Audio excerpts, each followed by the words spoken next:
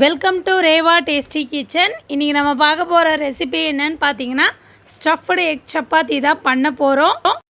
இப்போ இதுக்கு தேவையான பொருளாம் என்னென்னன்றதை பார்த்துருவோம் வாங்க. நான் 1 கப் அளவுக்கு கோதுமை மாவு எடுத்திருக்கேன். 3 வேக வச்ச முட்டை, 2 பெரிய சைஸ் வெங்காயத்தை பொடியாக கட் பண்ணி எடுத்திருக்கேன்.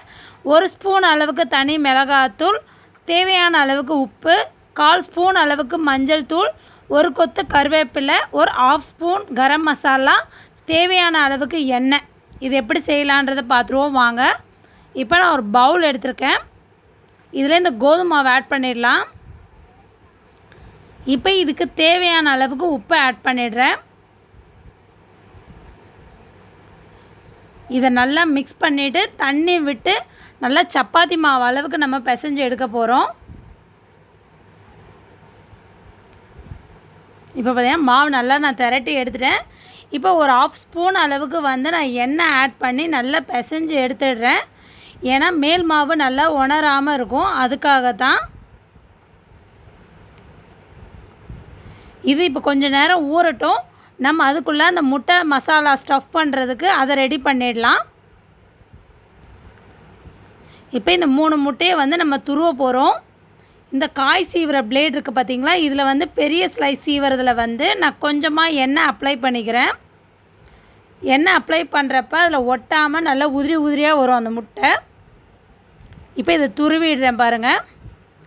நம்ம சேனலை யாராவது சப்ஸ்கிரைப் பண்ணாமல் இருந்தீங்கன்னா சப்ஸ்கிரைப் பண்ணிக்கோங்க. அது பக்கத்தில் இருக்க பெல் ஐக்கானை ப்ரெஸ் பண்ணிக்கோங்க. அப்போ தான் நான் தினம் போடுற வீடியோஸ்லாம் உங்களுக்கு நோட்டிஃபிகேஷனோடு வரும். இப்போ பார்த்திங்கன்னா நான் துருவி எடுத்துட்டேன்.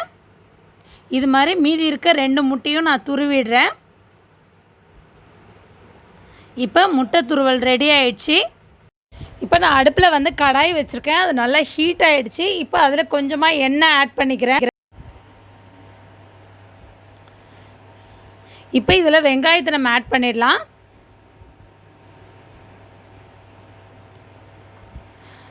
சமையல் தெரியாத உங்கள் ஃப்ரெண்ட்ஸ் ரிலேட்டிவ்ஸ் யாருக்காவது இருந்தாங்கன்னா அவங்களுக்கு என்னோடய சேனலை சப்ஸ்கிரைப் பண்ண சொல்லிக்கோங்க. அவங்களுக்கு நான் போடுற வீடியோஸ்லாம் ரொம்ப யூஸ்ஃபுல்லாக இருக்கும். இதோட கருவேப்பிலை ஆட் பண்ணிக்கிறேன். இது பார்த்திங்கன்னா முட்டை துருவி நம்ம போடுறதுல அந்த ஸ்மெல் உங்களுக்கு கவுச்சி ஸ்மெல் வரவே வராது, நல்லாயிருக்கும். ஏன்னா நம்ம இந்த மசாலாவோடு ஆட் பண்ணுறதுனால. இப்போ இதுக்கு தேவையான அளவுக்கு சால்ட் ஆட் பண்ணிடுறேன்.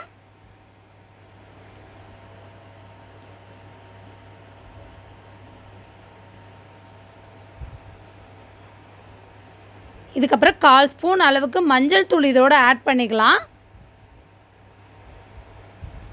இதையும் நல்லா மிக்ஸ் பண்ணி விடுறேன். நெக்ஸ்ட்டு மிளகாத்தூள்.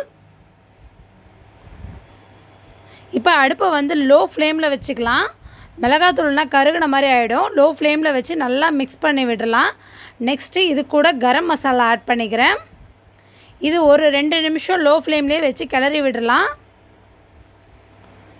இப்போ இது கூட இந்த துருவன முட்டை இதை ஆட் பண்ணிவிட்டு அப்படியே லைட்டாக பிரட்டி விடுங்க. இது ஒரு 2 நிமிஷத்துக்கிட்ட பிரட்டி விட்டுட்டு லோ ஃப்ளேம்லேயே ஒரு 2 மினிட்ஸ் இருந்தால் அந்த மசாலா எல்லாம் முட்டையோடு ஒன்றோட ஒன்று நல்லா ஸ்ப்ரெட் ஆகிடும்.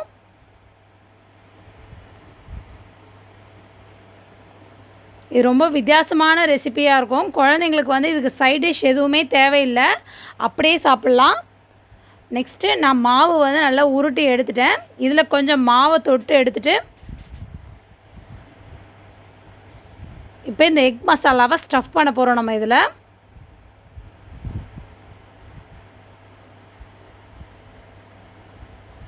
அவ்வளோதான். இது ஒன்று போல் அப்படியே நம்ம சேர்த்து உருட்ட போகிறோம். இது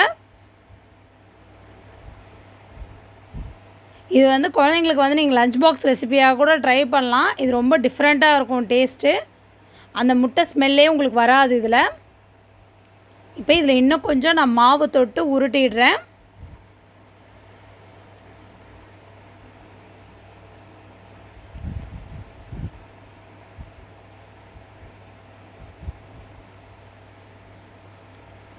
இதை லைட்டாகவே உருட்டலாம். ரொம்ப நீங்கள் அழுத்தி உருட்டினீங்கன்னா அந்த முட்டை வெளியே வர ஆரம்பிச்சிடும். லேசாக உருட்டினா போதும்.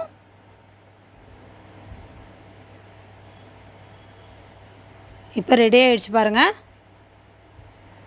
இப்போ நான் அடுப்பில் வந்து ஒரு தோசைக்கல் வச்சுருக்கேன். அது நல்லா ஹீட் ஆகிடுச்சு. இப்போ இந்த சப்பாத்தியை நம்ம போட்டு எடுத்துடலாம். இப்போ இதை டர்ன் பண்ணிடுறேன். நான் இன்சைட் லைட்டாக எண்ணெய் அப்ளை பண்ணிடுறேன். நம்ம நார்மலாக இதில் வந்து உருளைக்கிழங்கு தான் ஸ்டஃப் பண்ணுவோம். இந்த முட்டை ஸ்டஃப் பண்ணுறப்ப குழந்தைங்க வந்து பெரியவங்க வரைக்கும் ரொம்ப டேஸ்ட்டாக இருக்கும். அதே மாதிரி வேக வச்ச முட்டை வந்து குழந்தைங்க சாப்பிடாத குழந்தைங்களுக்கு இது மாதிரி செஞ்சு கொடுக்குறப்ப குழந்தைங்களுக்கு டிஃப்ரென்ஸே தெரியாது, சாப்பிட்ருவாங்க. இப்போ பார்த்திங்கன்னா 2 பக்கமும் நல்லா வெந்துடுச்சு. இப்போ நான் ஒரு பிளேட்டில் இதை சேஞ்ச் பண்ணிடுறேன். ரெடி ஆகிடுச்சு ஸ்டஃப்டு எக் சப்பாத்தி. ட்ரை பண்ணி பாருங்கள். ட்ரை பண்ணி பார்த்துட்டு எப்படி இருக்குன்னு கமெண்ட் பண்ணுங்கள். என்னோடய வீடியோவை லைக் பண்ணுங்கள். தேங்க்ஸ் ஃபார் வாட்சிங்.